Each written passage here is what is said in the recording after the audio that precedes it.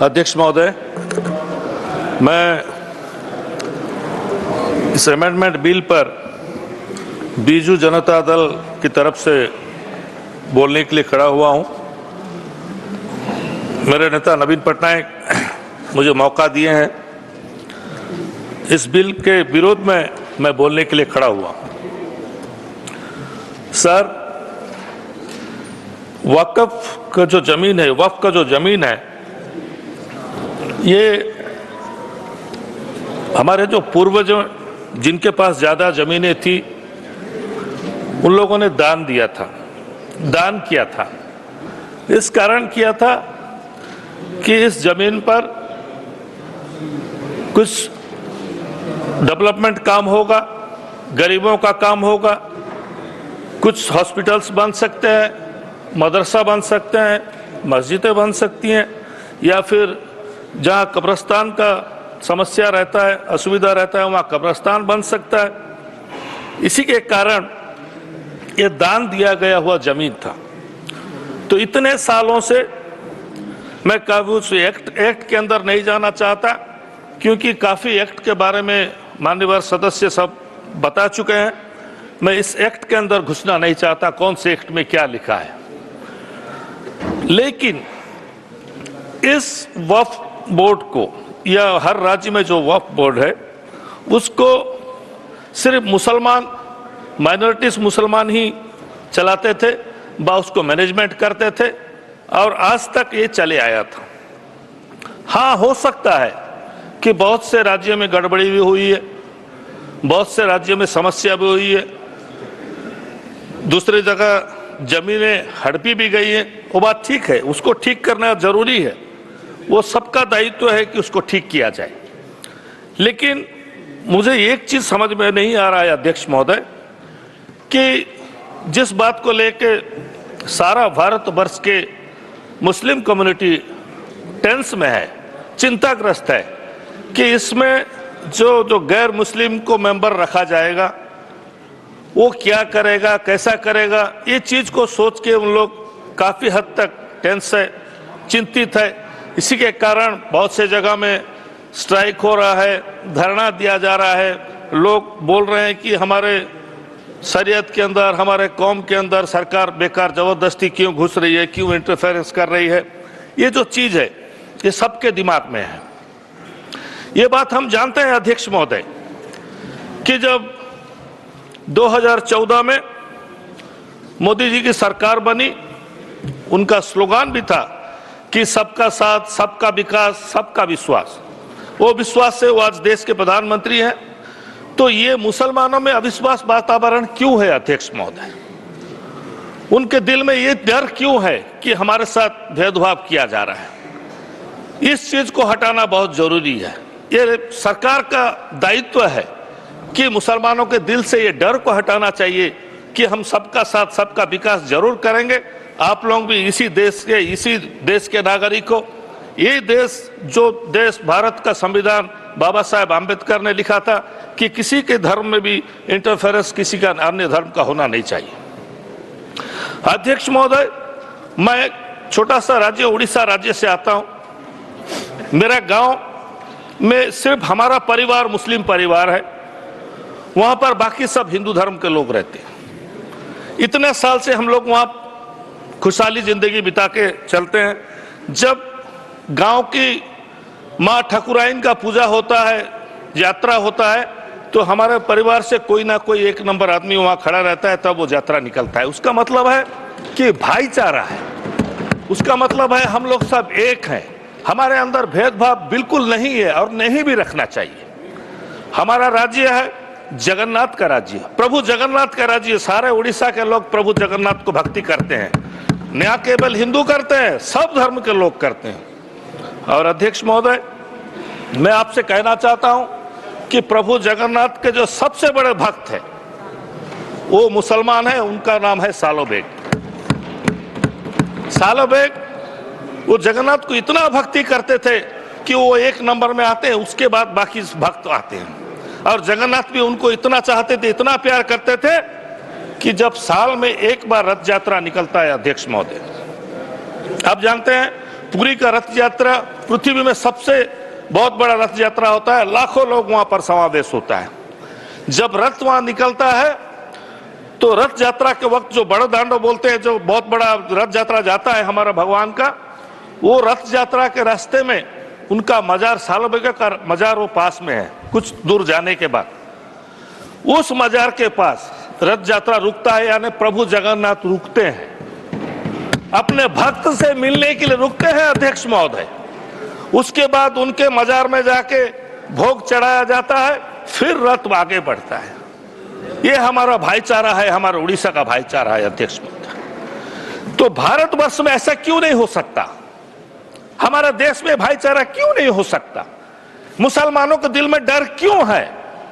आप लोग इस डर को हटाने का काम क्यों नहीं करते? माननीय मंत्री, हमारे माइनॉरिटीज के मंत्री यहां बैठे हैं, मैं उनसे भी कहना चाहूंगा कि जो डर मुसलमानों के दिल में है, इसको हटाना चाहिए। हम लोग सबका साथ सबका विकास कर रहे हैं, अच्छी बात है, इसमें कोई दो राह नहीं है, क्योंकि सरकार का दायित्व है सबको देखना, सब धर्म के सब वर्ग के लोगों को आगे बढ़ाना।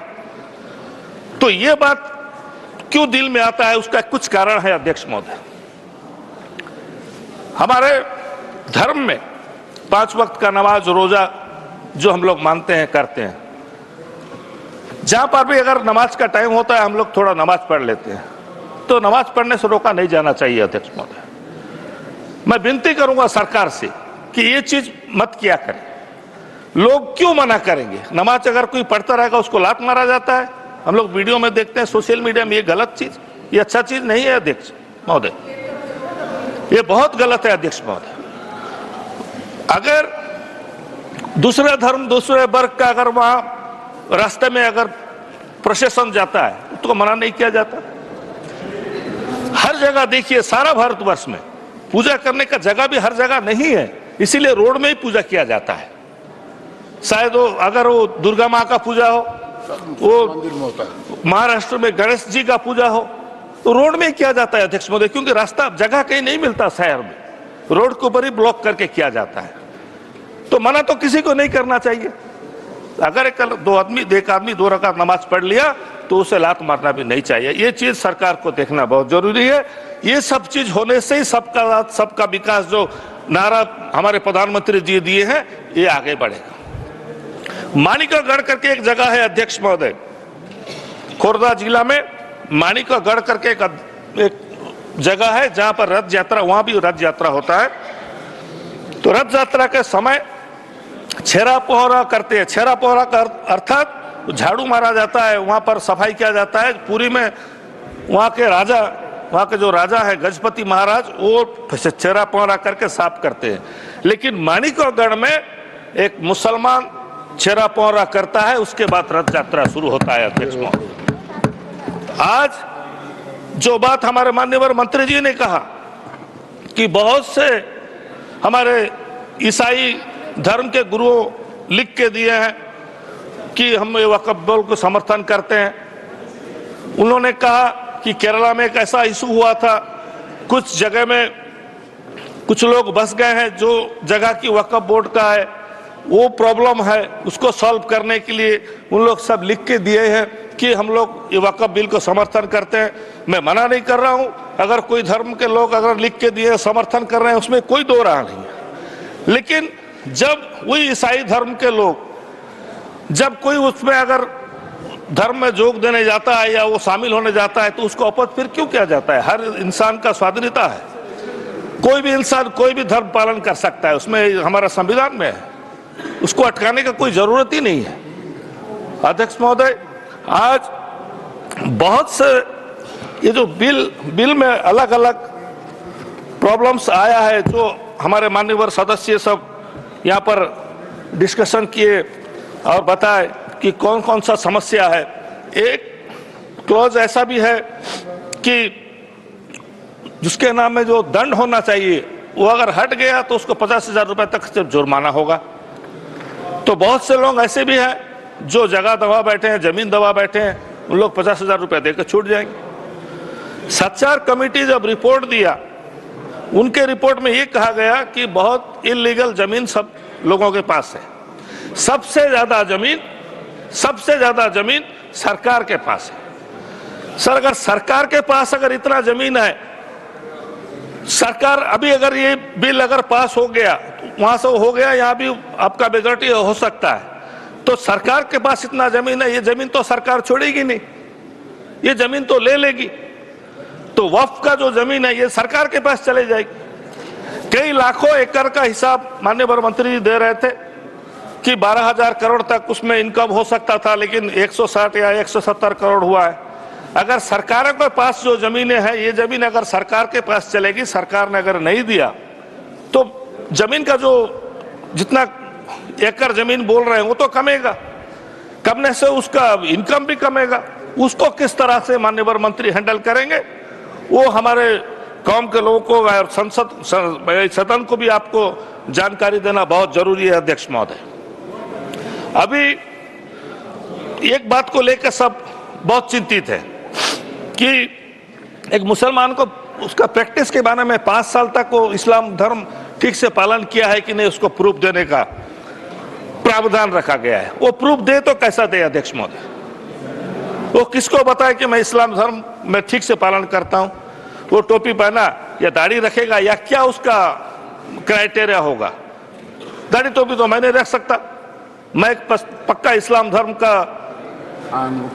मैं ना 5 वक्त का नमाज छोड़ता हूं ना रोजा छोड़ता हूं, मैं हर वक्त करता हूं।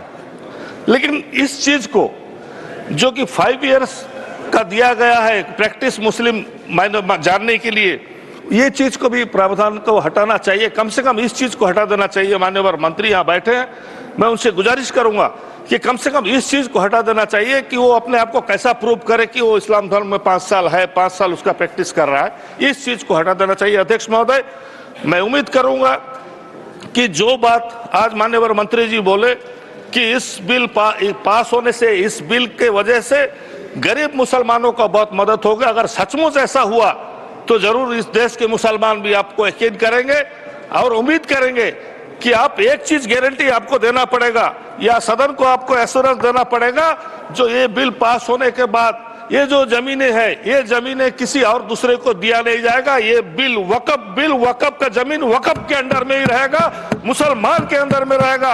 ये जमीन और किसी को हैंड ओवर नहीं हो सकेगा। ये क्लोज एक आप रखेंगे मंत्री जी, ये मैं आपसे गुजारिश करता हूं। बहुत बहुत धन्यवाद। नमस्कार।